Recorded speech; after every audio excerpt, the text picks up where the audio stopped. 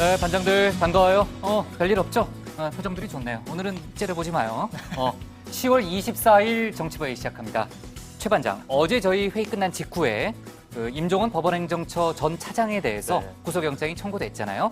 지금 뭐 영장이 발부될지 여부가 아무래도 총리의 관심사인데 지금 정치권에서는 특별재판부 도입 논의가 한창이라면서요? 네, 왜냐하면 이게 사법농단에 연루된 판사들이 워낙 많다 보니까 그렇죠. 이 관련된 판사가 뭐 재판을 한다거나 영장 심사를 할 경우에는 이 공정성을 담보할 수 없다라면서 이 외부위원회가 추천한 법관들로 이루어진 재판부에서 재판을 해야 한다라는 주장인데요. 하지만 법원 내부에서는 이게 판사들에 의해서 재판을 받을 권리를 침해한다라면서 헌법에도 맞지 않는다라는 지적이 나옵니다. 네, 앞으로 뭐 논란이 많은 그런 사안이군요. 자, 좋습니다. 고 반장, 내일 사립유치원 비리 관련해서 정부 대책이 발표되잖아요. 제가 이제 회의 들어오기 직전에 보니까 한국유치원총연합회 한유총에서 기자회견을 하던데 어떤 내용이에요? 네, 오늘 입장을 내놨는데요. 일단은 국민들께 심려를 끼쳐드려 죄송하다라고 말을 하면서도 사과. 이 사립 유치원들이 이 비리 집단으로 매도된 데에는 교육 당국의 책임도 크다는 기존의 입장도 되풀이했습니다. 또 그러면서 사유 재산 등을 보장하는 법과 규칙을 만들어주면 공정하고 투명한 회계를 준수하겠다. 뭐 이런 입장도 함께 내놨습니다. 네, 좋습니다. 우리 들어가서 얘기 좀 이어가죠. 갑시다.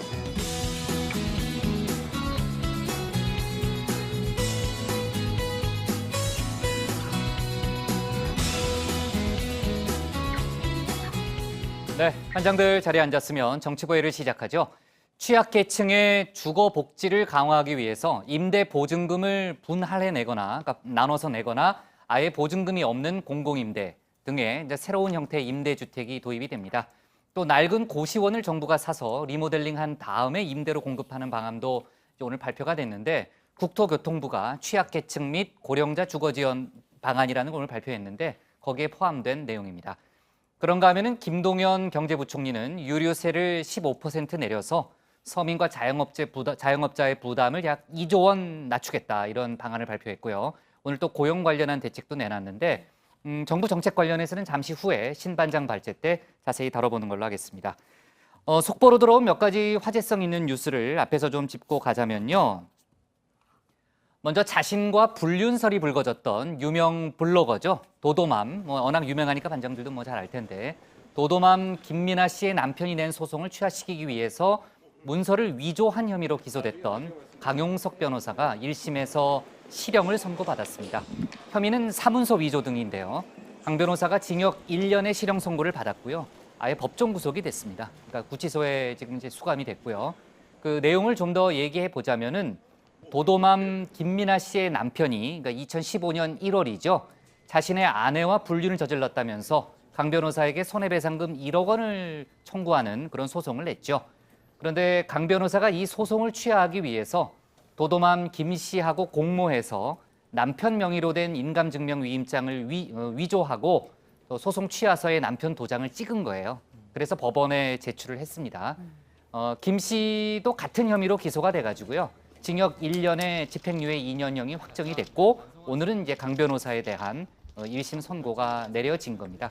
강 변호사가 그동안 재판 과정에서 도도맘 김 씨가 남편에게 소취와 허락을 받았다고 생각했다 이렇게 주장을 했지만은 재판부가 받아들이지 않았고요. 재판부가 오늘 판결한 내용을 보니까 변호사라는 지위와 기본 의무를 망각하고 중요한 문서를 위조해서 제출한 것으로 비난 가능성이 매우 크다 이렇게 실형 선고의 이유를 밝혔습니다. 근데 이 반장, 그나저나 지금 이재명 경기지사를 이제 고소한 거죠. 고소한 이제 배우 김부선 씨 사건을 포함해서 이제 강용석 씨가 변호사 활동을 또 활발하게 하고 있잖아요. 그러면은 오늘 이제 1심에서 실형 선고가 나왔는데 앞으로 어떻게 되는 거예요? 그러니까 사실상 변호사로서 활동을 하기가 어렵게 됐습니다. 아직 자격은 살아 있는 건데요. 왜냐하면 지금 강 변호사가 또 항소 의지를 밝혔기 때문에 그렇죠. 최종적으로 형이 확정이 됐을 경우에 네. 이 변호사 자격이 정지가 되는 겁니다. 아하. 그러니까 아직까진 자격은 살아 있지만 현실적으로 구속이 된 상태이기 때문에 변호사로서 계속 활동을 하긴 어렵게 됐다라고 볼 수 있습니다. 네, 그러니까 이제 변호사에게 금고 이상의 형이 확정이 되면은 변호사 자격이 박탈되는 거죠. 예, 정지가 되는 겁니다. 정지가 되는 거죠. 네. 자, 그나저나 아까 지금 이제 이 반장도 얘기했지만 강 변호사가 항소할 뜻을 밝혔으니까 여러 가지 상황도 이후로 지켜봐야 되겠지만 김부선 씨 입장에서도 또 날벼락이겠네요. 그죠? 그동안 이제 그 소송이라든지 여러 가지 사건을 대리했는데 자, 그 얘기는 이따가 뒤에 다시 한번 좀 해보고요. 이재명 경기지사의 부인 김혜경 씨가 이제 해경군 김씨 트위터 계정에 소유주 논란 관련해서 비공개로 경찰에 출석해서 조사를 받고 있다는 속보가 먼저 떴거든요. 근데 조금 전에 들어온 속보를 보니까 이제 조사 도중에 언론에 본인이 비공개리에 조사를 받고 있다는 그 보도가 나온 것을 알고 돌연 이제 항의한 후에 귀가했다는 그런 속보가 또 추가로 들어왔습니다. 어제 저도 얘기했지만 이르면 다음 주 초에 이재명 경기지사에 대해서 피고발인 조사가 이루어질 그런 전망인데 뭐 조금 전에도 제가 언급한 대로 김부선 씨 입장에서는 또 강용석 변호사 문제 때문에 여러 가지 상황이 좀 더 복잡해졌습니다. 자, 오늘 정치부 회의는요. 먼저 최 반장 발제를 들어보면서 사법거래 의혹 수사 속보부터 짚어보고요. 정부가 오늘 발표한 고용정책과 외교안보 이슈를 이어서 다루겠습니다. 민주당과 구글 사이에 벌어지고 있는 가짜뉴스 공방과 국정감사 등 오늘 국회 상황도 알아봅니다. 그럼 먼저 최종혁 반장의 발제부터 시작하겠습니다.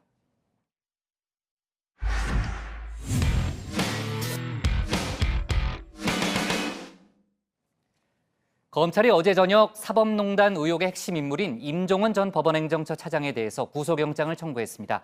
임 전 차장의 개별 범죄 사실은 약 30개에 달하는 걸로 전해지고 있는데요. 법원은 모레 영장 심사를 열고 구속 필요성을 심리합니다.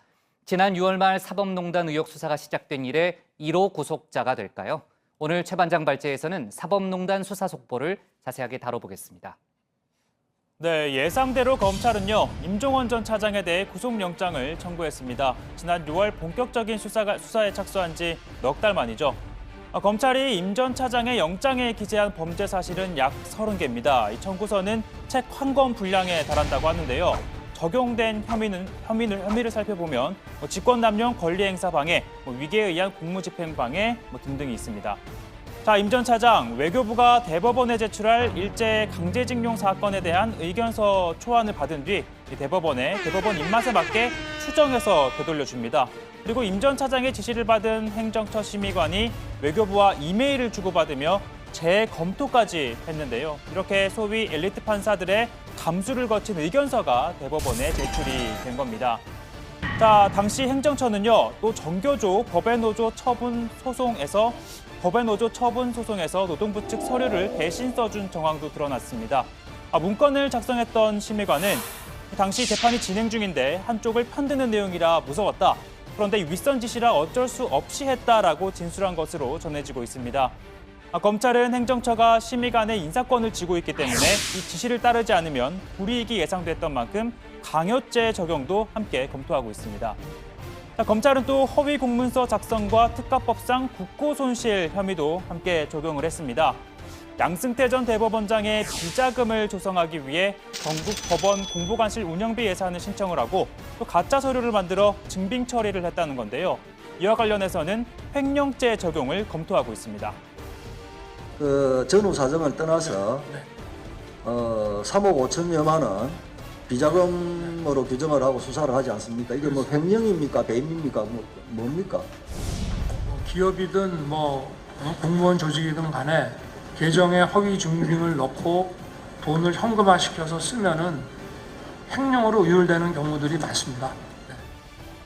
자, 검찰은 양승태 전 대법원장 그리고 이 법원행정처장을 지낸 박병대 고영한 전 대법관을 공범으로 적시를 했습니다. 수사팀 내부에서는 이들을 양박고라고 부르는 것으로 알려져 있는데요. 즉 임종원 전 차장은 핵심적 중간 책임자고 그 윗선인 양박고를 최종 책임자로 보고 있습니다.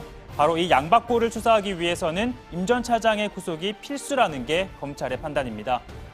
법원은 영장을 발부하는 것도 또 기각하는 것도 다소 부담스러운 분위기입니다. 만일 발부를 한다면 공범으로 적시된 양박고, 즉 전직 사법부 수장의 혐의도 인정하는 모양새가 됩니다. 반면 발부하지 않는다면 연이은 영장 기각에 야당에서조차 비판이 나오고 있는 상황에서 법원을 향한 여론은 더 악화될 것으로 보입니다. 법 앞에 많이 평등하다는 격언이 있지만 이는 법관들에게만 해당되는 것 같습니다. 사법농단 사건을 위해 검찰이 청구하는 법관들에 대한 구속영장은 모두 기각이 됐습니다. 자, 이렇게 여러모로 부담을 지게 된 사람은 바로 지난 4일부터 서울중앙지법 영장전담 재판부에 투입된 임민성 부장판사입니다. 영장 업무를 맡은 지 약 20일이 됐는데요. 사법농단 관련한 사건은 이번이 처음입니다. 특히 임 부장판사는 연수원 수료 후 20여 년 동안 광주, 수원, 서울, 대전, 인천 등에서 일선 법원에서 재판 업무만 해왔습니다. 즉 법원이 행정처 근무 경험이 없는 임 부장판사에게 임종원 전 차장의 영장 심사를 맡긴 거는요. 향후에 불거질 중립성 논란 등을 의식한 조처로 풀이가 됩니다. 지금 초기에 영장전담판사 3분이 저런 특수관계에 있어서 저렇게 영장 기각률이 저렇게 높게 나오고 이렇게 우리 국민들이 의심을 하는 게 합리적입니까? 아니면 억울합니까? 위원님의 지적과 같이 여러 비판이 있었던 것은 잘 알지만은요.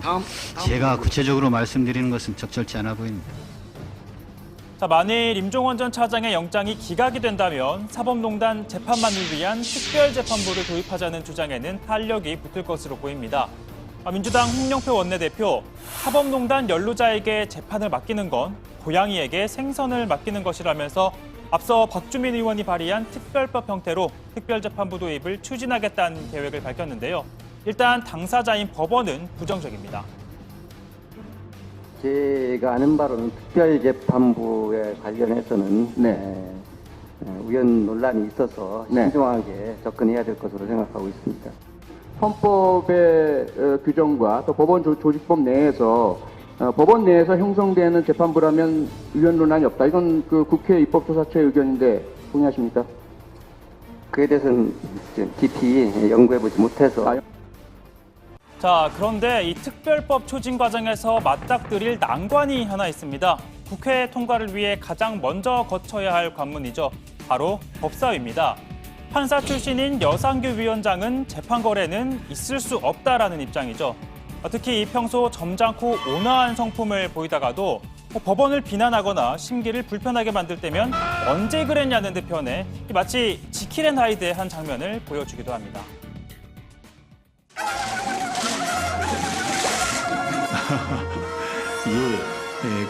그거는 회의 진행은 제가 알아서 할 테니까요. 저기 진행을 하실 때 그 부분을 조금 유념해 주시기를 바랍니다. 잘 알겠습니다. 저도 그런 생각이 없진 않았는데. 다음 존경하는 중앙대원장. 왜 그러잖아요?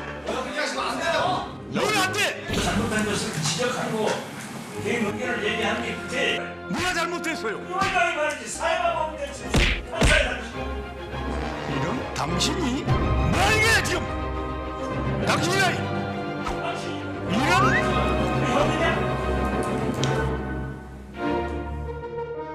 자, 다만 이 자유한국당을 제외하고요. 바른미래당, 민주평화당, 정의당 등 야당 모두 특별재판부 도입을 주장하고 있습니다. 또 한국당 내에서도 일부는 동조의 목소리가 나오고 있는 만큼 관련 입법 논의는 급물살을 탈 것으로 보입니다. 자, 오늘 발제 이렇게 정리해보겠습니다. 사법농단 키맨 임종원 26일 구속 여부 결정입니다. 네, 어제 저희 이제 회의 도중에 제가 이제 얘기를 하면서 이윤석 반장이 이르면 오늘 이제 구속영장 청구 가능성이 높다. 굉장히 거만한 표정으로 앉아 있어요. 맞췄다고. 하여간 어제 저희 회의 직후에 끝난 직후에 임종원 전 차장에 대해서 구속영장이 청구됐다는 그런 소식이 들어왔고요. 특히 이제 구속영장 청구서에 그 양승태 전 대법원장이 공범으로 적시돼 있다는 사실까지 알려지면서 하여간 상당히 이제 앞으로 이제 모레 영장 실질 심사 결과가 어떻게 될지에 대해서 이제 관심들이 많은데 그 결과에 따라서 이제 윗선을 향한 수사가 탄력을 받을지 아니면 주춤할지가 결정이 되겠네요.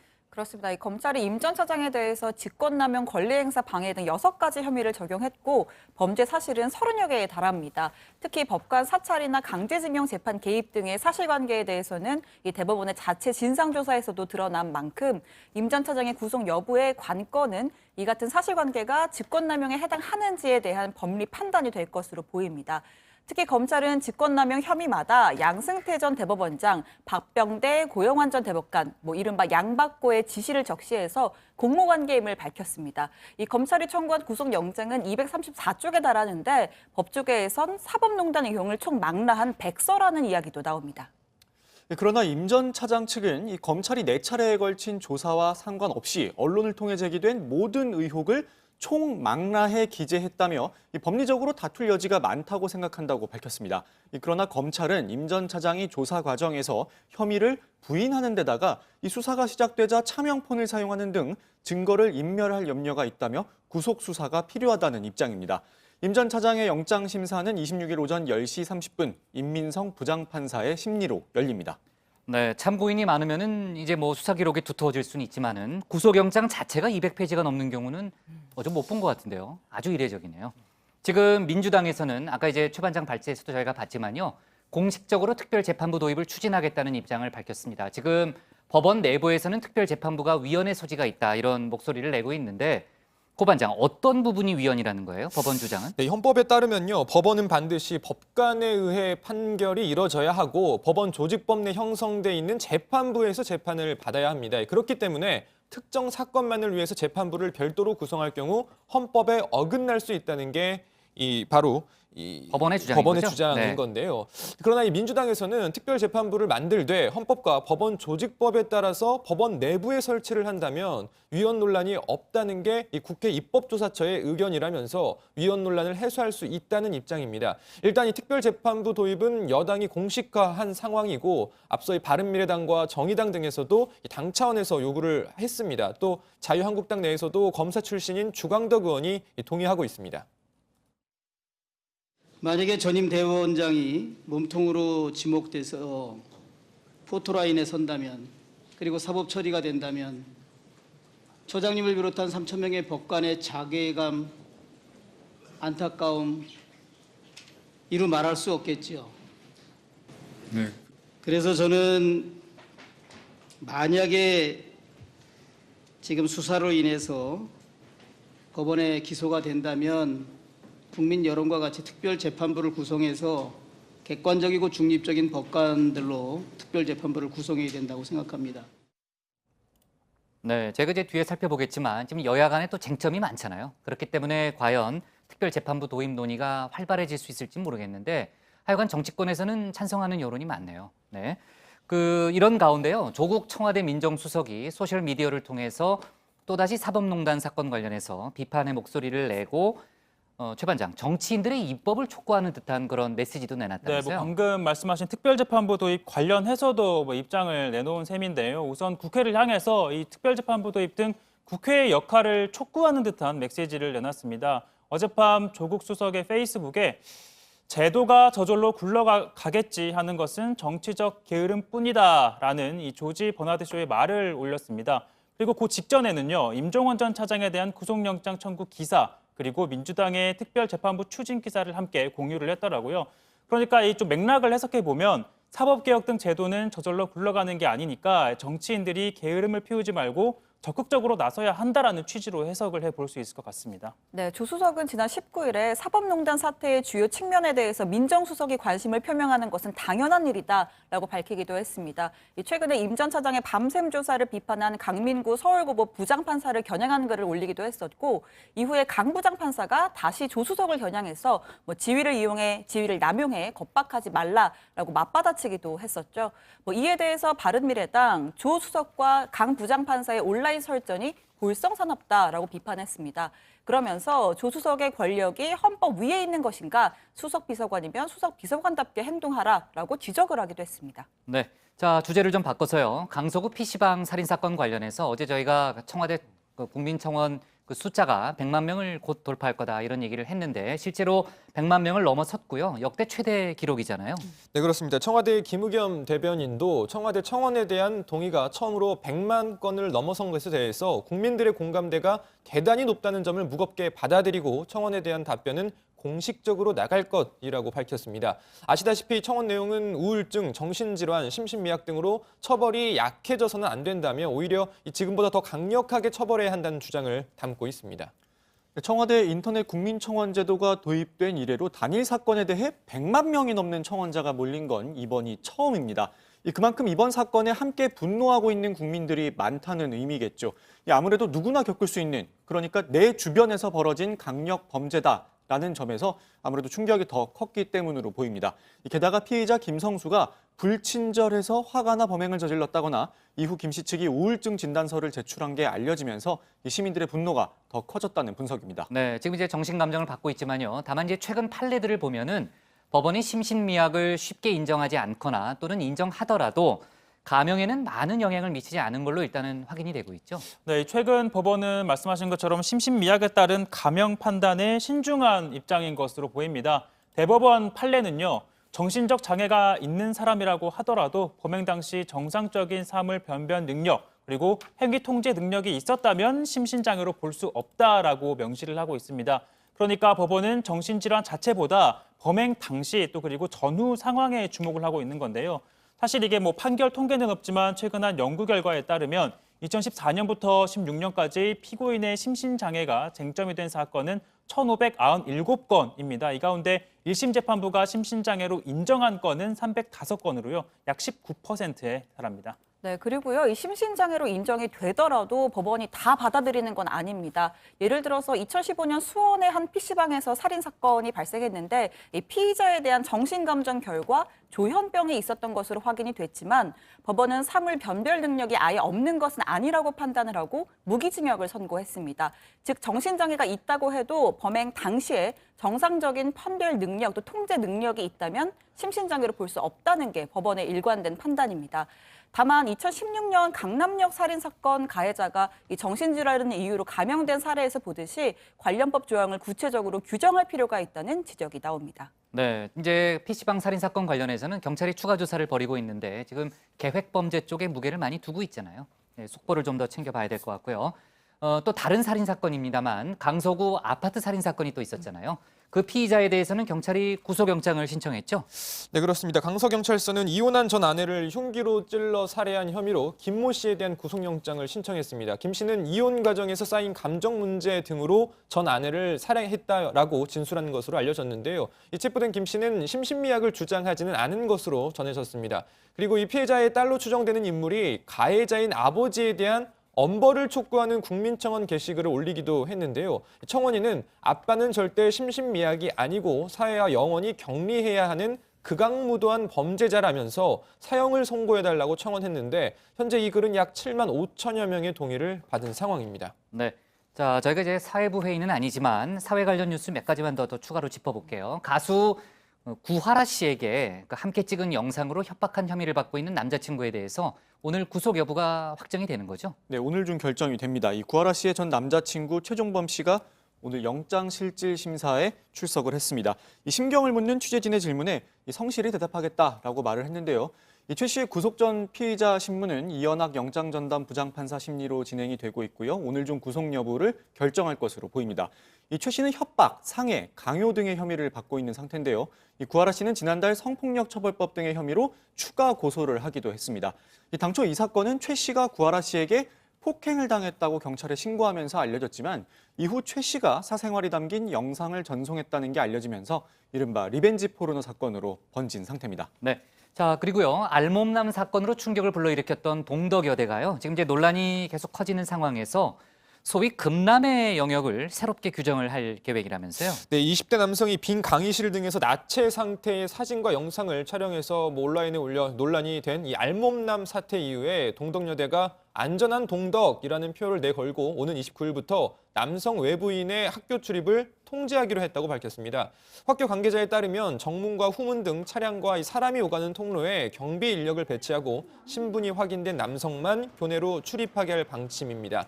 교직원도 남성은 출입증을 제시해야 교내로 들어갈 수 있게 된다고 합니다. 자, 학교 관계자는 외부인은 남성에 한정짓지 않고 운동장에서 산책하거나 운동하는 분들도 다 통제할 예정이라면서 신분증 검사, 출입증 확인 등을 고려하고 있다고 밝혔습니다. 네. 자, 중요한 사건, 사고들이 많아서 저희가 뒤에 좀 짚어봤고요. 자, 오늘 기사는 사법농단 수사로 잡겠습니다. 자, 제목은 이렇게 갈게요. 사법농단 핵심 임종원 모레 구속 여부 결정으로 잡겠습니다. 다음은 신혜원 반장의 발제를 들어보겠습니다.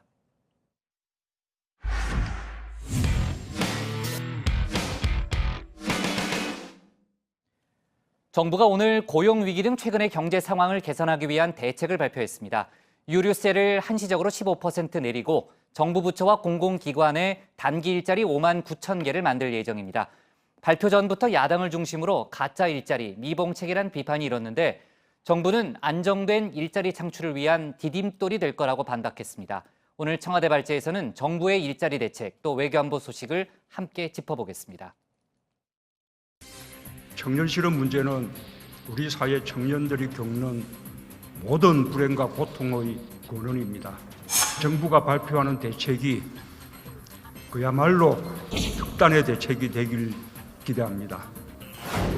최저임금의 인상으로 영세자영업자와 소상공인들의 경영이 타격받고 고용이 감소하지 않도록 조속한 후속 보완 대책 마련에 최선을 다하겠습니다. 정부가 올해 들어 세 번째 일자리 대책을 내놨습니다. 이대로 가다간 경제와 고용 상황 개선이 어렵다는 절박한 인식이 담겼습니다. 취업자 수 증가폭이 8개월 연속 10만 명대 이하에 그치자 올해 안에 공공기관 일자리 5만 9천 개를 만들기로 한 겁니다. 민간 투자가 위축되고 고용은 하반기 한 자릿수 증가를 기록하면서 어려움이 지속되고 있습니다. 혁신 성장과 일자리 창출을 위한 선제적 대응이 시급한 까닭입니다. 네, 일자리는 크게 세 카테고리입니다. 청년 실업 완화와 재해 예방, 대국민 서비스, 취약계층 소득 지원입니다. 이 중 첫 번째에 가장 많은 2만 2천 개가 배정됐습니다. 공공기관 체험형 인턴 5,300명, 행정업무 2,300명, 라텍스 라돈 측정 서비스 1,000명, 산불 전통시장 화재 감시원 1,500명을 뽑습니다. 자, 그런데 어딘지 모르게 재탕 느낌을 지울 수가 없습니다. 지난 정부의 일자리 정책도 알맹이는 비슷합니다. 정부가 일자리를 빠르게 늘리는 가장 손쉬운 방법, 공공기관을 활용하는 거죠. 이명박 박근혜 정부 때 정부 지원 청년 인턴제, 공공기관 잡쉐어링, 공공일자리 창출이란 이름으로 시행된 정책이 이번엔 맞춤형 일자리라는 이름으로 포함된 겁니다. 우리 정부가 나서서 모든 부처가 일자리 중개인이 되어야 한다. 전 부처가 좀 전에 말씀드린 대로 청년 여성들이 원하는 일자리, 수요자의 눈높이에 맞는 일자리를 잘 만들어야 될 것입니다. 정부는 추가 재원 투입 없이 이전용 예비비 등 불용이 예상되는 올해 예산을 최대한 활용할 방침입니다. 만약 내년까지 고용을 이어가려면 사실상 예산을 새로 편성해야 합니다. 자, 이제 곧 연말, 길어야 2달짜리 초단기 알바가 될 거란 냉소적인 해석도 나옵니다. 야당을 중심으론 통계 성적표 악화를 일시적으로 모면하기 위해서 공공기관을 협박하는 일자리 분식이자 가짜 일자리라는 비판도 쏟아졌습니다. 세금 가지고 단기 일자리로 포장을 해서 소위 말하는 그릇한 이 가짜 일자리를 만들려고 하는, 그걸로 인해서 소위 말하는 정책의 실패를 잡아내려고 하는 거 아니냐. 내년에 되면은 일정 부분 통계 수치가 어느 정도 면피할 수준은 나올 것 같으니까. 네, 길이를 좀 정리해 주시죠. 네. 김동연 부총리는 통계가 중요한 게 아니라고 반박하면서 정부가 가만히 손 놓고 있을 순 없다. 일자리를 위해선 무슨 일이든 하고 싶은 심정이라고 강조했습니다. 또 맞춤형 일자리를 통해서 궁극적으로는 좋은 일자리를 찾는 계기가 될 수 있다면서 긍정적으로 봐달라고도 당부했습니다. 수요가 있다면 일자리를 내년까지 연장하는 것도 가능하다고 했습니다. 일단 지금 연말을 시기로 했기 때문에 했지만은 내년까지도 그런 소요가 계속 있는 것을 연장해서 할 것입니다. 그럼 이 중에서 이것이 그러면은 항구적인 질 높은 일자리로 되는 것이냐 하는 문제에 있어서는 뭐 일부러 되는 것도 있겠죠. 네, 또 정부는 다음 달 6일부터 6달 동안 유류세를 15% 인하키로 했습니다. 유가 상승과 내수 부진으로 어려움을 겪는 영세 자영업자와 서민들의 부담을 줄이기 위한 조치입니다. 자, 실제로 국내 주유소 휘발유는 무려 16주 연속 상승 공선을 그렸고요. 서울은 전국에서 가장 많이 올라서 리터당 1,760원을 이미 넘어섰습니다. 유류세 인하로 휘발유는 리터당 123원, 경유는 87원, LPG는 30원이 내려가는데요. 정부는 이번 조치로 6개월간 유류세 부담이 2조 원가량 경감될 것으로 기대하고 있습니다. 관건은 국제 유가 상승 여부인데요. 10년 전 이명박 정부가 유류세 10% 인하를 실시했지만 국제유가 상승으로 휘발유 가격은 오히려 3% 더 올랐습니다. 때문에 오히려 세수만 줄어들었다는 지적이 나왔습니다. 2008년도 유류세 그 인하에 대한 평가가 국제 유가 인상은 그대로 반영이 되어 있지만은 유류세 인하 효과는 거의 반영이 되지 않은 채 실패한 정책이었다, 이런 평가를 받는데, 정부는 전례를 거울 삼아서 관계부처 합동 모니터링 체계를 가동키로 했습니다. 유류세 인하분이 가격에 반영되도록 관련 업계에 요청하고 일일 가격 보고 제도를 마련해서 정유소나 주유소 간 가격 담합이 없는지도 살펴볼 계획입니다. 오늘 청와대 발제 이렇게 정리하겠습니다. 정부 공공기관 일자리 5만 9천 개 만들고 유류세 15% 내린답니다. 네, 신반장이 발제한 대로요. 정부가 올 들어 세 번째 일자리 대책을 발표했습니다. 올 연말과 내년 상반기까지 고용과 민간 투자가 회복되기가 쉽지 않다는 위기감이 지금 많이 퍼졌잖아요. 그래서 긴급 처방을 내렸다, 이런 분석이 많죠. 네, 정부는 오늘 김동연 부총리 주재로 경제관계 장관회의를 열고 혁신성장과 일자리 창출 지원 방안을 발표했습니다. 우선 이 서민 부담을 덜어주기 위한 유류세 인하 카드를 20년 만에 꺼내 들었는데요. 오는 11월 6일부터 6개월간 한시적으로 휘발유, 경유 등에 붙는 유류세를 15% 인하하기로 했습니다. 정부는 약 한 2조 원의 세금이 감면될 것으로 보고 있습니다.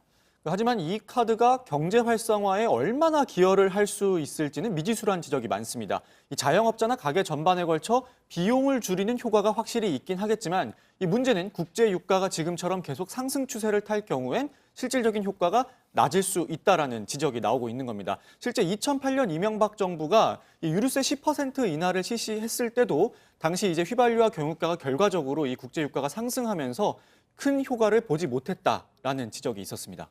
네, 역진적인 감면 혜택이 될 거라는 이 지적도 있는데요. 기름을 많이 쓰는 특정 계층이나 또 이 큰 차를 타고 다니는 고소득층이 더 많은 혜택을 누리게 된다는 겁니다. 고영권 기재부 1차관은 역진성 지적을 어떻게 판단하느냐는 질문에 세제 혜택의 절대액을 바탕으로 한 지적인데, 이번 대책은 자영업자나 서민의 가처분 소득을 늘려주기 위한 것이 목적이다.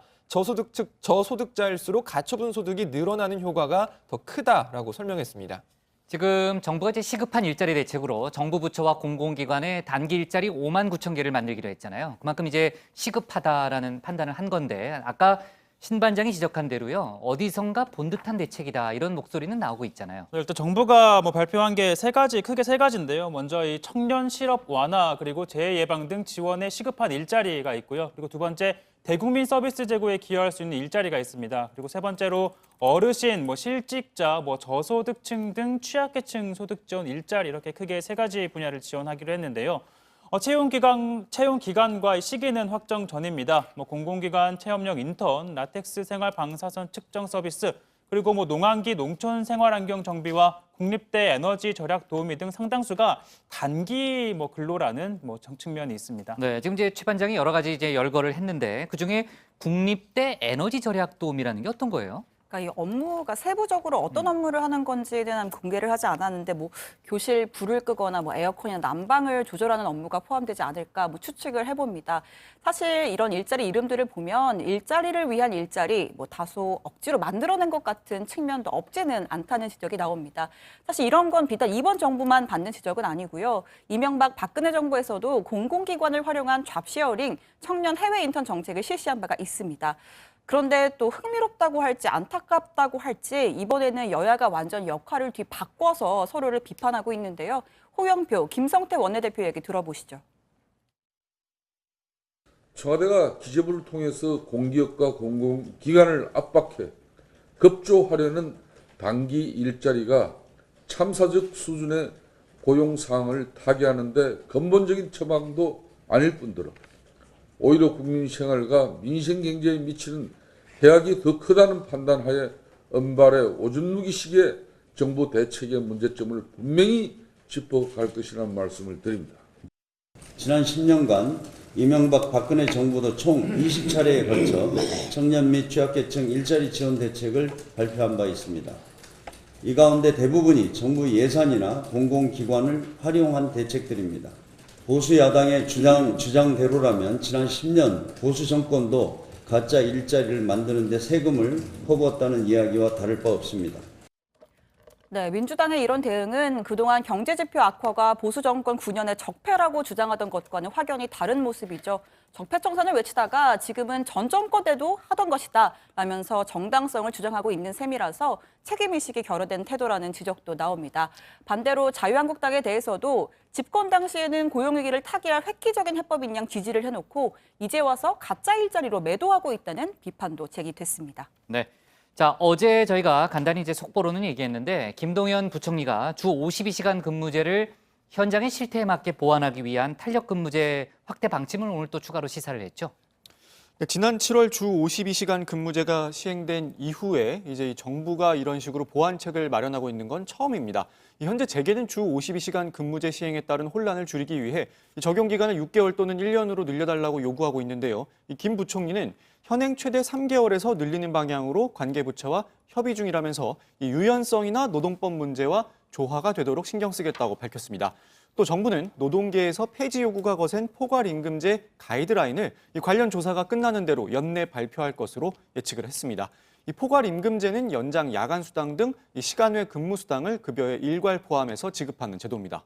네, 또 오늘 정부는 취약계층의 주거 마련을 돕는 주거 대책도 내놨습니다. 지원이 필요한 수요자를 적극적으로 발굴하고 공공임대주택의 보증금 부담을 대폭 완화하는 내용이 담겨 있는데요. 고시원 등 주택 이외에서 거주하는 가구를 대상으로 임대주택으로의 이주 수요를 직접 확인하고 서류 신청부터 주택 물색 등의 전 과정을 지원할 예정입니다. 가정폭력 피해자나 출산을 앞둔 미혼모 등 긴급한 지원이 필요한 사람도 지원 대상에 포함됩니다. 또 이 무보증금 월세나 보증금 분할 납부제를 도입하고 저소득 고령 가구의 냉방기기 지원, 낡은 고시원을 사들여서 리모델링한 뒤에 임대주택으로 활용하는 방안도 추진됩니다. 그리고 어제 문재인 대통령이 9월 평양 공동선언과 군사 분야 합의서를 비준했잖아요. 이를 두고서 정치권 공방 어제부터 오늘까지 계속 아주 거센 그런 상황인데 최 반장, 야권에서는 지금 법적 대응까지 하겠다 그런 입장이라면서요. 네, 이 자유한국당 등 보수 야권에서는요, 문재인 대통령이 국회 동의 없이 비준 절차를 밟은 건 위헌이다라면서 세게 반발하고 있습니다. 자유한국당 김성태 원내대표, 헌법 제60조 1항에 명시된 헌법적 사안을 대통령 독단으로 결정하는 국정 운영은 대단히 위험하다라고 주장을 했습니다. 그러면서 초헌법적이고 독단적인 결정에 강력하게 대처할 수밖에 없다면서 효력정지 가처분 신청이나 또 헌재의 권한쟁의 심판 신청 등 법적 대응을 검토하고 있다라고 밝혔습니다. 뿐만 아니라 바른미래당 손학규 대표도요, 원칙 없는 정부라며 절차상 문제를 지적했는데 이 부분은 한번 들어보시죠. 씁쓸한 마음을 금할 수가 없습니다. 이렇게 원칙 없는 정부가 있나 하는 한심한 생각에서입니다. 정부가 지난 9월 11일 국회에 제출한 판문점 선언 비준 동의안이 여전히 계류 중인데 그 이행을 위한 합의서를 먼저 비준하는 것은 순서가 잘못된 일입니다. 문 대통령 스스로 비준 동의의 논리적, 법적 일관성이 결여된 자기당착적인 주장을 하고 있다고 보입니다. 네, 오늘 김성태 원내대표 얘기를 좀 많이 하는 것 같은데 조금 전 김성태 원내대표가 긴급 기자회견을 열었습니다. 문재인 대통령이 일방적으로 비준한 것에 대해서 다시 한번 깊은 유감을 표한다라고 했고요. 외교안보의 중대사를 놓고 임의적, 자의적 유권 해석을 내리는 건 국익에 도움이 안 된다라고 주장했습니다. 국회 동의 전에 비준을 하는 것은 애를 낳기도 전에 출생신고를 하는 것과 다르지 않다고도 주장을 했습니다.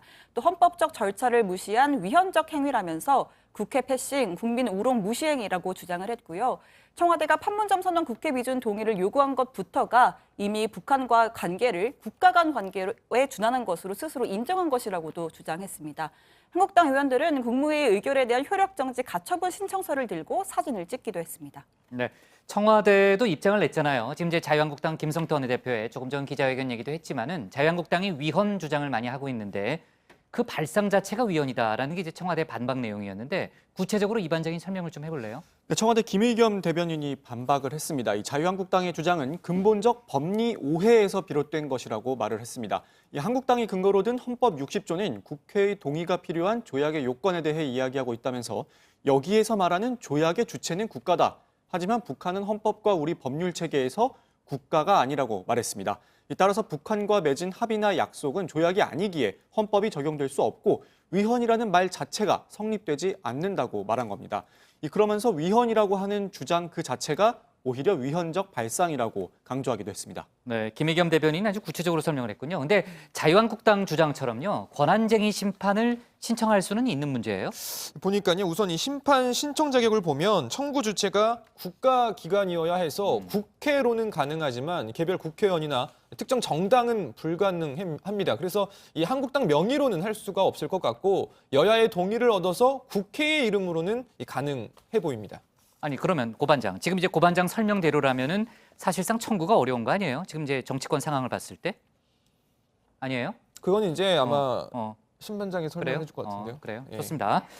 자, 그리고 그 심판장이 조금 더 추가로 설명할 부분이 있어요? 네, 그 고반장이 그 국가기관 국회로는 청구를 할 수가 있지만 당이나 국회의원 개인으로는 안 된다고 했잖아요. 그래서 그렇죠. 그 조금 전에 있었던 긴급 기자회견 때 관련 질문이 나왔습니다. 네. 뭐 문희상 국회의장이나 동의를 안 해주지 않겠냐, 뭐 어떻게 할 거냐라고 질문이 나왔는데 이에 대해서 김성태 원내대표는 고용세습 국정조사에서 야 3당이 뜻을 모았듯이 일방적인 비준 동의에 대해서도 야당과의 공조를 통해서 국회 동의 절차를 마치는 대로 심판 청구가 이루어질 거라고 확신한다라고 답변을 했습니다. 같은 당의 곽상도 의원은 의원 개별적으로도 쟁의소송에도 가능하다는 일부 소수의 헌법재판관 의견이 있었다라고 덧붙였습니다. 최반장이 뭐 헌법학자한테 그 전화를 하던데 조금 얘기를 좀 이어가 볼래요? 네, 일단 그 주체만 놓고 보면 그렇고요. 뭐 내용 자체로 봤을 때 청구할 수 있는 부분인지에 대해서는 해석이 다소 갈리고 있습니다. 한 헌법학자에게 자문을 좀 구해봤는데 한번 들어보시죠. 헌법 60조는 이제 조약에 대한 비준 동의권을 얘기하고 있는 거거든요. 근데 이제 그 조약이라는 게 꼭 국가와 국가 사이에서만 체결되는 것이냐. 이게 이제 결국 관건이 아니겠습니까? 기본적으로 국가가 국제법 주체가 되는 건 당연하지만 예외적으로 국가가 아니면서 국제법 주체가 되는 경우들이 있습니다. 조약은 어차피 이제 그런 국제법 주체 간의 이제 합의니까요. 국가 안보 문제는 사실 외국, 국가에 의해서만 위협받는 게 아니라 북한에 의해서도 그동안에 많이 위협을 받았었고 또 다른 테러 단체에 의해서도 위협받을 수 있지 않습니까? 네, 그러니까 정리를 하면 단순히 북한이 국가가 아니기 때문에 뭐 헌법사항에 적용되지 않는다, 그러니까 조약에 해당하지 않는다라고 해석하는 건 조금 위험할 수도 있고 조금 더 폭넓게 해석을 해봐야 한다는 건데요. 뭐 지금 이야기를 들은 정영수 교수뿐만이 아니라 여러 헌법학자들이 조금 더 열어놓고 해석을 할 필요가 있다라는 의견을 또 제시를 했습니다. 아무튼 이번 사태가 자칫 정치 공방으로 이어질 가능성도 있어 보입니다. 그런데 이미 그 헌법재판소에서는 이게 국회의원은 개별이 권한쟁의 심판의 주체가 될 수 없다라고 판례가 있는데요. 앞서 새누리당 의원들이 국회 선진화법 권한쟁의 청구 소송을 낸 적이 있었는데 당시 헌법재판소가 재판관 9명 만장일치로 각하 결정을 내렸었거든요. 당시 판단 근거 자체가 국회의원은 개별적인 주체가 될 수 없다라는 이유에서였습니다. 네, 아무튼 뭐 법적인 여러 가지 쟁점들이 있군요. 이 공방이 계속 이어질 테니까 내일 저희가 추가로 조금 더 자세한 얘기를 해보고요. 자, 그리고 뭐 조명균 장관이 오늘 탈북민 단체를 만나서 지난번 이제 기자 취재 배제에 대해서는 설명을 하고 여러 가지 이제 외교안보 이슈들도 있는데 그 얘기는 내일 묶어서 다시 한번 다루는 걸로 하겠습니다. 자, 오늘 청와대 발제는요, 이렇게 갈게요. 정부 공공일자리 5만 9천 개 만든다로 정리하겠습니다. 다음은 이윤석 반장의 발제를 들어보겠습니다.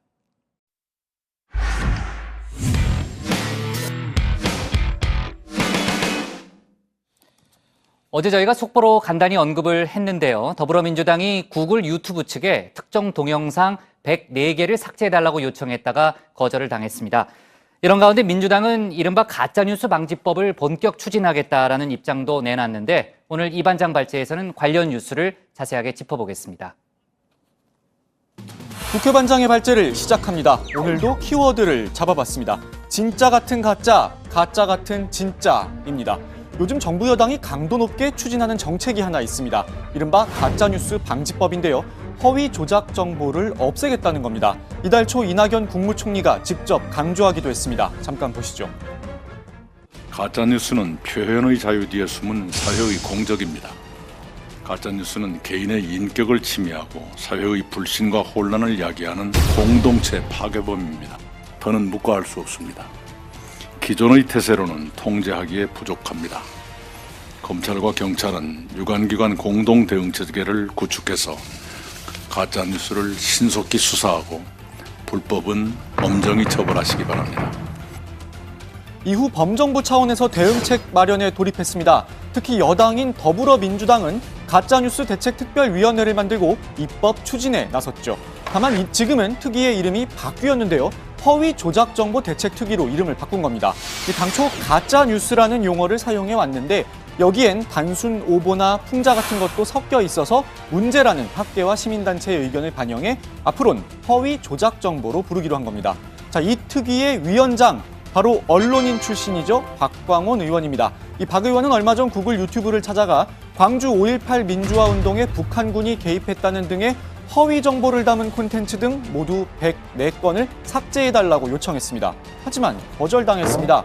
이 박 의원은 즉각 구글의 자체 원칙과 서비스 약관 커뮤니티 가이드라인 등을 충분히 지킨 것인지에 대해 강한 문제 제기를 한다고 비판했습니다. 자, 유튜브의 입장도 궁금하실 겁니다. 그래서 제가 직접 전화를 걸어서 물어봤습니다. 그런데 전화 인터뷰는 어렵다고 하면서 이런 입장문을 하나 보내왔습니다. 제목이 민주당 특위 요청에 대한 스테이트먼트입니다. 그냥 입장문이나 성명서라고 써도 될 텐데요. 아무튼 내용을 좀 보겠습니다. 일단 개별 콘텐츠 리뷰 결과에 대한 코멘트는 하지 않는다고 밝혔습니다.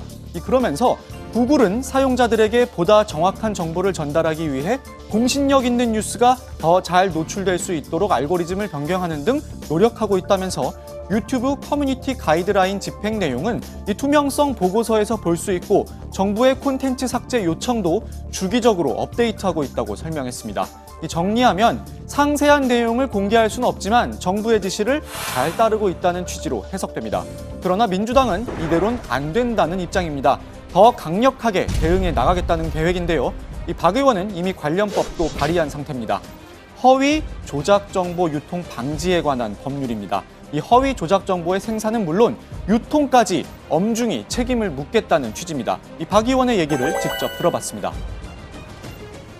허위 조작 정보가 임계점을 넘었습니다. 광주에 북한군 특수부대가 개입됐다고 하는 것은 정말로 오래 허위 조작 정보인데 계속 반복적으로 유통되고 있고 북한의 국민연금 200조를 퍼줬다. 노회찬 의원이 타살됐다. 또 노회찬 의원 조의금이 정의당으로 갔다. 좌우 진보 보수 정파를 가리지 않고 국민 모두가 피해자가 되기 때문에 매우 심각하다고 이렇게 보는 거죠. 상황이 너무 심각해서 더 이상 방치할 순 없다는 주장입니다. 자, 야당이 가만히 있을 리 없습니다. 강도 높은 반박을 이어가고 있습니다. 그동안 야당의 비판 어떻게 나왔었는지 직접 들어보겠습니다. 가짜뉴스가 민주주의를 교란하는 위의 요소임에 틀림없지만 정부가 사활을 걸고 총력체제로 대응하는 것은 표현의 자유를 위축시켜 민주주의를 위협하고 정치주의적 국가 분위기를 조성할 수 있기 때문입니다. 조금 불편하다고 해가지고 유튜브를 규제하겠다고 표현의 자유를 억압하겠다고 나오는가 하면은 그 유튜브에 가서 이것저것 요구하다가 그냥 망신을 당하고 민주주의 훼손, 언론 탄압 행위의 그 중심에 바로 문재인 정권이 서 있다는 거죠. 민주당과 정부 여당을 비판하는 콘텐츠를 가짜뉴스로 규정해서 구글 코리아에 압박을 가하는 모습을 보면 그를 넘어선 광범위한 검열을 시도할 우려가 있습니다. 여기에 진보적인 시민단체로 알려진 민원연과 민변 같은 곳에서도 잇따라 우려를 표하는 입장을 내놓고 있습니다. 헌법에 보장된 언론의 자유와 표현의 자유를 심각하게 훼손할 수도 있다는 겁니다.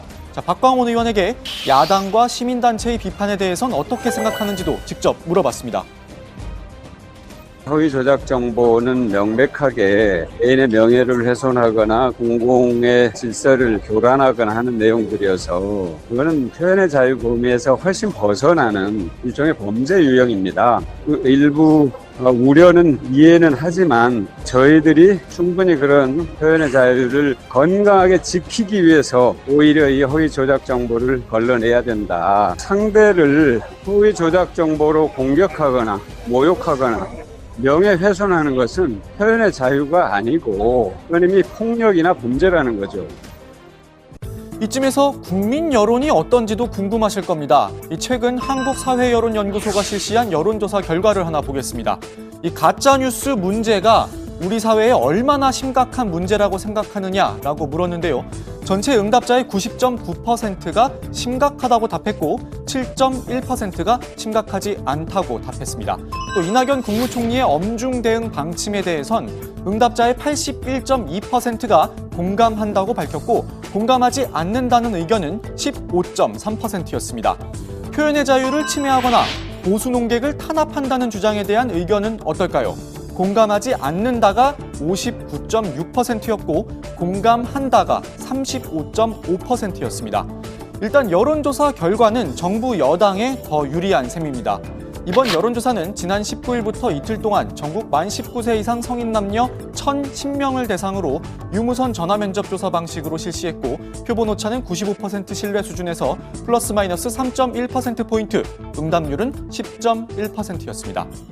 허위 조작 정보든 가짜 뉴스든 이 명칭이 중요한 건 아닌 것 같습니다. 이 정부 여당이 말하는 문제점을 해결하는 동시에 야당과 시민단체가 지적하는 표현의 자유를 훼손하지 않는 절충점을 과연 국회가 찾아낼 수 있을지 앞으로도 계속해서 지켜봐야 할 것 같습니다. 이반장의 오늘 발제 여기까지입니다. 자, 이 뉴스는요, 앞으로 계속해서 논란이 계속 커질 수밖에 없는 그런 사안이니까 좀 반장들이 책임지고 취재를 해주고요. 오늘이 김병준 자유한국당 비대위원장이 취임한 지 100일이 되는 날이라고 그래요. 고 반장이 이제 야당 반장으로서 야당을 좀 취재를 하고 있는데 당내에서는 100일에 대한 평가가 엇갈리고 있다면서요? 네, 그렇습니다. 저희가 이제 김병준 교수가 비대위원장 맡게 됐다 이 소식 전해드린 게 엊그제 같은데 벌써 100일 됐네요. 100일이 됐더라고요. 네. 일각에서는 일단 이 김 비대위원장이 비교적 무난하게 당을 이끌어왔다는 평가 나오고 있습니다. 아무래도 이 김 비대위원장이 당내 인적 청산보다는 화합을 강조했기 때문으로 풀이가 됩니다. 취임 당시 모습 잠깐 보고 가시죠. 그런 잘못된 개판논쟁과 잘못된 진영 논리 속에서 그것과 싸우다 오히려 죽으라고 저한테 이야기를 해주십시오. 네, 이 비대위를 구성할 때도 신주류로 꼽히는 복당파뿐만 아니라 이른바 원조 친박, 중도 그룹까지 다 끌어안는 모습을 보여서 눈길을 끌었었는데 그래서인지 무난하다는 평가는 나오는데 또 반대로 너무 밋밋하다, 별다른 성과가 없다 이런 비판도 나오는 게 사실입니다. 또 이 당 혁신을 위해서 전원칙 변호사를 영입하면서 정권을 준 것에 대해서도 이 당내 일각에서는 비대위가 흠집나는 걸 피하려고 사실상 재하청을 준 거 아니냐 이런 비판도 나오고 있습니다. 김 비대위원장은 요즘 이 보수 대통합 추진의 한창인데요. 과연 어느 정도 성과를 낼 수 있을지가 향후 이 김 비대위원장을 평가하는 중요한 잣대가 될 것으로 보입니다. 자, 그리고요, 오늘 인터넷에서 상당히 화제가 됐던 거는 요 얘기도 간단히만 좀 다룰게요. 아주 엄청난 뉴스는 아니지만 그 미국의 메가밀리언 복권 소식인데 정말 역대급 복권이더라고요. 네, 부장은 미국에 오래 계셨으니까 이 복권이 뭔지 아실 텐데 네. 미국 역사상 최대 규모의 복권 당첨금이라고 합니다. 16억 달러인데요. 우리 돈으로 환산을 하면 무려 1조 8천억 원에 달합니다. 우리 시간으로 오늘 낮에 추첨이 있었는데 조금 전에 들어온 속보에 따르면 사우스캐롤리나주에서 당첨자가 나온 것으로 알려졌습니다. 이 메가 밀리언 복권은요, 지난 7월 말 이후 3개월 동안 당첨자가 나오지 않았는데 당첨금이 엄청나게 쌓인 상황이죠. 이 메가 밀리언 복권은 한 장에 $2에 판매가 되는데요. 이론상 아니 왜 그래요? 네, 웃긴 얘기가 아닌데 왜? 네, 부러워가지고 이론상 당첨 확률은 무려 3억 260만 분의 1 수준입니다. 당첨금 자체가 워낙 어마어마하다 보니까 네. 우리나라에서도 네, 다른 사람이 좀 얘기합시다. 네. 그래서 구매 대행업체도 여러 곳이 있는데요. 수수료를 내고 구매는 가능하지만 일부 누리꾼은 저 정도 당첨금이면 대행사 직원이 그냥 들고 칠 가능성도 있다. 제대로 검증되지 않았다라고 비판하기도 했습니다. 네, 최 반장은 이상한 데서 웃어요. 죄송합니다. 안 웃긴 대목에서 웃어요. 웃음이 막 나온다고? 아니, 영어 본인이 발음이- 당첨될 거라고 상상을 영어 발음이 하고 안 좋아서 있어요. 웃은 거 아니에요? $2. 아무튼 좀 특이합니다. 네, 발음이 나와가지고. 남들 별로 안 웃긴 데서 웃어요. 항상 보면은. 자, 그나저나 그 세금이 많아요. 세금이 많고, 하여튼 부럽긴 합니다. 반장들도 부럽긴 하죠. 또 제가 미는 별명이 고로또 밀고 있지 않습니까? 저는 무슨 고로또예요? 로또는 로또. 고로또. 토토가 아니고 로또. 토토는 여기. 예. 네. 아무튼 이제 취미로 저는 가끔 한다고 말씀드린 적이 있었는데 정말 저 정도 액수면 상상이 안 가는 정도네요. $2 주고 저 정도 당첨이 되면 너무 부럽습니다, 정말. 네. 예. 자, 그리고요. 앞서서 제가 이제 시작할 때 강용석 변호사 사건에 대해서 자세히 설명을 했잖아요. 그 강용석 변호사에 대해서 1심 선고 내려졌는데 이제 실형 선고와 함께 법정 구속이 됐습니다. 혹시 이제 정치부의 저희 회의를 좀 뒤늦게 좀 보신 분들이 있을지 모르니까 그 사건을 다시 한번 정리를 해보죠. 네, 오늘 오후 서울중앙지법에서 강용석 변호사의 도도만 관련 사문서 위조 사건에 대한 1심 선고가 있었습니다. 법원은 강 변호사에게 징역 1년을 선고하고 법정 구속했는데요. 강 변호사 항소의 뜻을 밝혔는데 형이 최종 확정이 되면 변호사 자격이 정지가 됩니다. 현행 변호사법상 금고 이상의 형을 선고받은 변호사는 집행이 끝나거나 집행을 받지 않기로 확정이 된 날을 기점으로 5년 동안 자격이 정지가 되기 때문인데 이 강 변호사는 유명 블로거인 도도맘 김미나 씨와의 불륜설이 불거진 이후에 김 씨 남편이 자신을 상대로 손해배상 청구 소송을 제기하니까 이를 취하하기 위해서 이 김 씨와 함께 사문서를 위조하고 행사한 혐의를 받아서 재판에 넘겨졌습니다. 강 변호사는 배우 김부선 씨의 법률 대리인으로 활동하기도 했는데 오늘 재판 결과에 따라서 사실상 변호인으로서 활동이 좀 어렵게 됐고요. 조금 전에 동료 변호사로 알려지면서 뉴스에 많이 패널로 등장하는 양지열 변호사가 글을 하나 남겼는데 본인이 구속 가능성이 있다는 걸 알면서도 김부선 씨의 사건을 맡아서 세간의 화제를 모은 이유가 뭔지 평범한 저로서는 이해하기 어렵다. 또 이런 글을 또 남겼더라고요. 그렇군요. 네. 자, 내일도 추가적인 속보가 있을 테니까 다시 한번 좀 추가로 얘기를 해보고요. 이 기사도 오늘 화제였습니다. 삼성전자 기흥공장 이산화탄소 누출 사고에 대해서 환경당국이 화학사고로 규정해서 고발을 했대잖아요. 이 반장이 직접 취재했던 사건 아닙니까, 이게? 네, 맞습니다. 지난 9월 4일 삼성전자 기흥공장에서 이산화탄소 누출 사고가 있었습니다. 이 협력업체 직원 2명이 숨졌는데요. 당시 삼성전자 측이 자체적으로 문제를 해결하려다가 이 어설픈 대처로 애꿎은 사람이 목숨을 잃었다는 비판이 거셌습니다. 특히 소방당국에 즉각 신고하지 않았던 게 문제가 됐는데요. 당시 제 리포트 잠깐 보시겠습니다. 사고 발생 후 25분이 지난 오후 2시 24분, 엘리베이터 문이 열립니다. 삼성 소방대원 한 명이 비틀거리며 밖으로 나오더니 털썩 쓰러집니다. 다른 대원이 환자의 양 발을 붙잡고 밖으로 끌어낸 다음 심폐소생술을 시작합니다. 환자용 들것은 27분에서야 도착합니다. 그나마 한 개뿐입니다. 28분쯤 또 다른 대원이 심장 제세동기로 추정되는 장비를 가져옵니다. 사고가 발생하고 난 뒤 30분 가까이 지난 시점입니다. 환자 이송은 32분에서야 시작됩니다. 네, 환경부는 이 사고에 대해 화학사고로 규정하고 이 삼성전자 측을 고발 조치했습니다. 이 단순 질식 사고가 아닌 화학사고로 규정이 되면 화학물질관리법이 적용이 됩니다. 이 사고 발생 즉시 신고 의무가 생기는 건데요. 이 당시 삼성전자 측이 사고 발생 1시간 49분이 지나서야 최초 신고를 했기 때문에 즉시 신고할 의무를 위반한 혐의가 있다고 본 겁니다. 네. 자, 그리고 이제 방탄소년단 오늘 오전에 귀국해서요. 이제 오늘 오후 받았겠네요. 최연소 문화훈장을 받잖아요. 그 관련한 영상도 있을 테니까 내일 이 얘기는 조금 더 추가로 다뤄보죠. 신 반장이 다룰래요? 네. 좋습니다. 자, 오늘 기사 제목은요. 이렇게 잡을게요. 사문서 위조 강용석 징역 1년 법정 구속으로 제목을 잡겠습니다. 다음은 고석승 반장의 발제를 들어보겠습니다.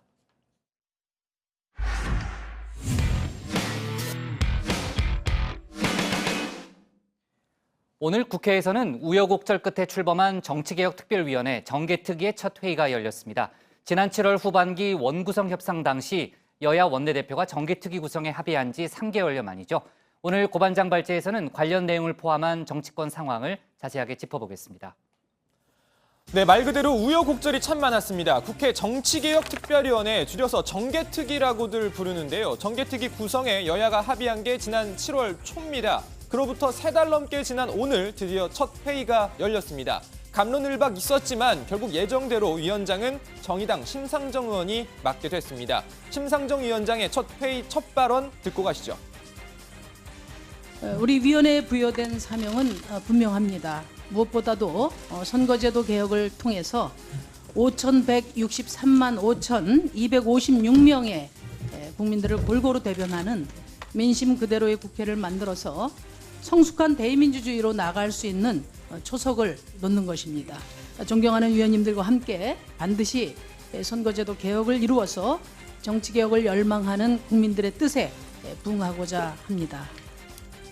네, 특위위원 모두 18명으로 구성됐습니다. 민주당 김종민 의원, 한국당 정유섭 의원, 바른미래당 김성식 의원 등 각 교섭단체별로 간사도 따로 뒀습니다. 자, 그럼 이들이 모여서 뭘 하는 거냐? 그게 제일 중요한 거죠. 자, 정개특위의 핵심 이슈 바로 선거제도 개편입니다. 현행 국회의원 선거제도를 바꿀 것이냐 말 것이냐, 바꾼다면 어떻게 바꿀 것이냐, 이거 논의하겠다는 겁니다. 자, 그래서 오랜만에 준비했습니다. 고반장의 쪽집게 과외 시간입니다. 언론을 통해서 거론되는 선거제도 개편 방향 좀 더 쉽게 설명을 드릴 필요가 있을 것 같습니다.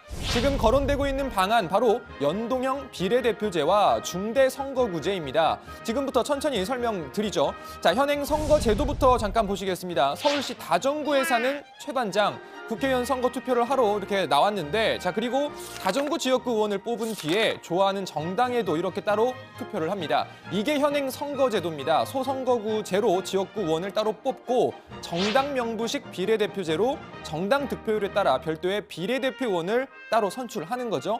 자, 근데 연동형 비례대표제와 중대선거구제는 뭐냐? 일단 지역구 의원 선출 방식 소선거구제에서 중대선거구제로 바뀌면 다정구에서 1명을 뽑던 걸 이웃 동네까지 합쳐서 한꺼번에 2명, 3명 뽑겠다는 겁니다. 그러니까 1등을 못해도 2등이나 3등을 해도 국회의원이 될 수 있다는 겁니다. 연동형 비례대표제는 뭐냐? 서울 전체에 배정된 의석수, 자, 지역구 50석, 비례대표 50석, 모두 100석이라고 예를 들어보면요. 이걸 정당 득표율에 따라서 나눈다는 겁니다. 다시 설명드리면 부장당이 정당 득표율 60%를 얻고 또 이 회원당이 40%를 얻었다. 그런데 지역구 의원 선거에서 부장당이 20석, 회원당이 30석을 가져갔다. 자, 이렇게 되면 비례대표 의석은 그렇죠. 부장당에 40석, 회원당에 10석을 주는 겁니다. 지역구 의원과 비례대표 의원을 합한 의석수를 정당 득표율에 정확하게 맞추겠다는 겁니다. 현재 독일이 이와 비슷한 제도를 운영하고 있습니다. 물론 제가 설명드린 건 사례일 뿐입니다. 연동형 비례대표제나 중대선거구제 도입이 된다고 해도 정확한 내용은 당연히 제가 설명드린 것과는 조금 다를 수 있습니다. 자, 그럼 각 당 반응은 어떨까요? 일단 전반적으로 비례성과 대표성을 현재보다 강화해야 한다는 이런 데는 여야 간 이견 없어 보입니다. 자, 문제는 세부적인 방법을 마련하느냐, 어떻게 마련하느냐인데요. 이 과정에서 각 당의 이해관계가 얽힐 가능성이 높고 결국 충돌이 불가피하다는 전망이 나오고 있습니다. 일단 민주평화당과 바른미래당, 정의당 등은 연동형 비례대표제 도입에 우호적인 입장입니다. 특히 정의당은 한 발 더 나아가서 국회의원 세비 총액을 동결한 채로 의원 수만 최대 60명 정도 더 늘려야 한다는 입장입니다.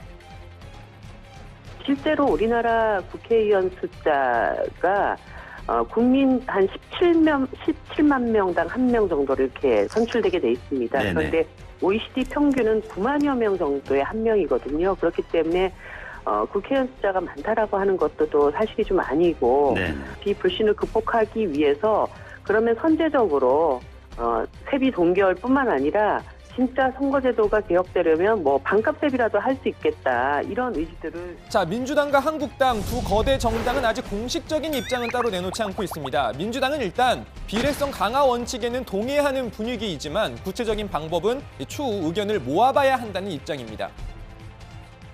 국회의원이 정말 국민을 대표할 수 있고 의정활동에 충실할 수 있는 그 국민에게 이익이 되는 국민 전체를 대표할 수 있는 그런 국회의원을 어떻게 뽑을 거냐. 그게 아마 이제 비례성과 대표성의 원칙에 따른 선거제도 개혁의 방향이라고 생각을 하는데 그 논의가 이제 오랫동안 있어 왔는데 이번 정개특위에서 좀 마무리 지어졌으면 좋겠다. 네, 한국당은 뭐 아직까지 이렇다 저렇다 별다른 공식 입장 없이 신중한 모습입니다.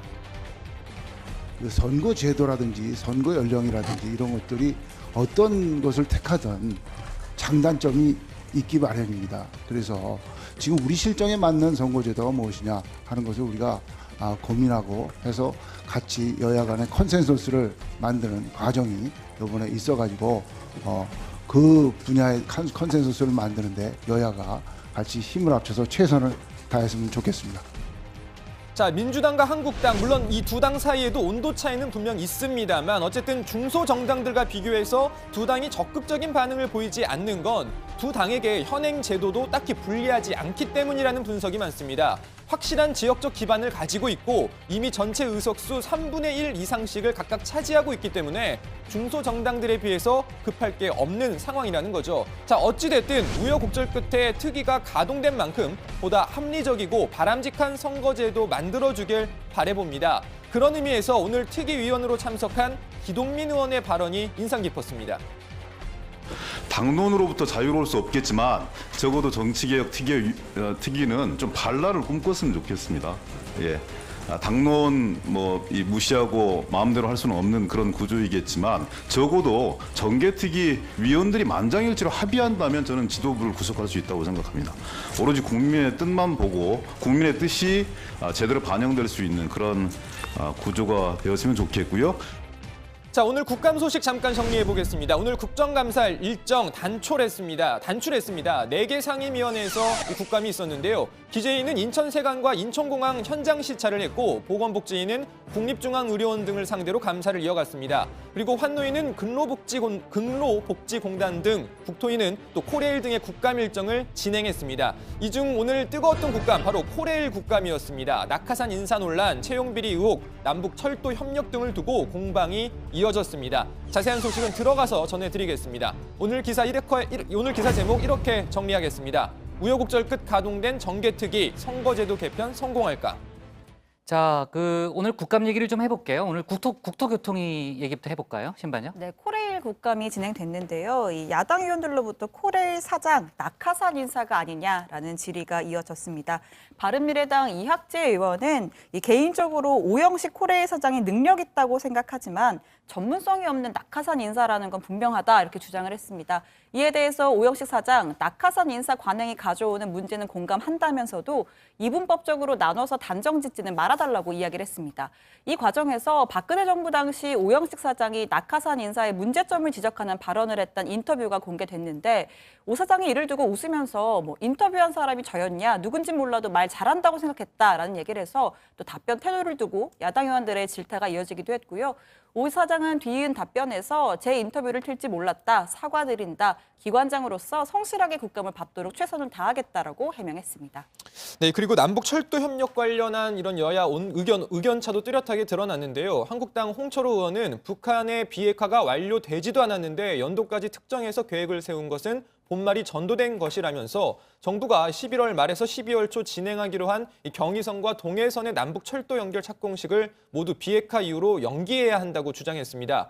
반대로 민주당 윤관석 의원은 남북 철도 연결은 그동안 사실상 섬으로 존재해왔던 대한민국이 대륙과 연결되는 것이고 미래 한반도를 위한 투자라면서 북한의 비핵화와 대북 제재 해제의 틀 안에서 관계 주체가 단합해 종합적인 계획을 수립한 뒤에 지속 가능한 사업으로 추진해야 한다고 강조했습니다.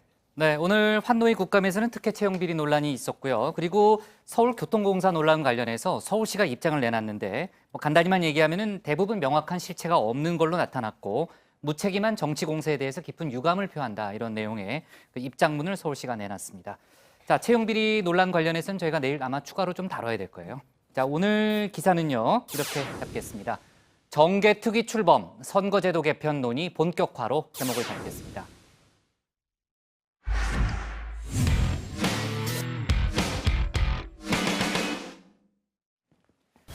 네, 오늘 저희가 고른 한 컷은 화물차 낙함을 피하려다 고속버스 추락 14명 사상입니다.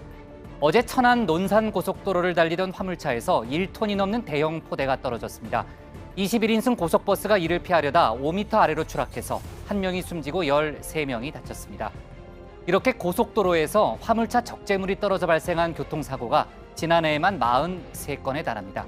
하지만 화물 안전조치가 미흡해서 물리는 범칙금은 5만 원에 불과하다는데요. 아무래도 처벌 수위를 올리고 단속을 강화하는 보다 현실적인 대책을 마련해야 될 때라고 봅니다. 오늘 정치부에는 여기까지고요. 저희는 내일 다시 찾아뵙겠습니다. 네, 수고했습니다. 이 반장. 네, 다 외워서 하는 거예요. 놀랍죠?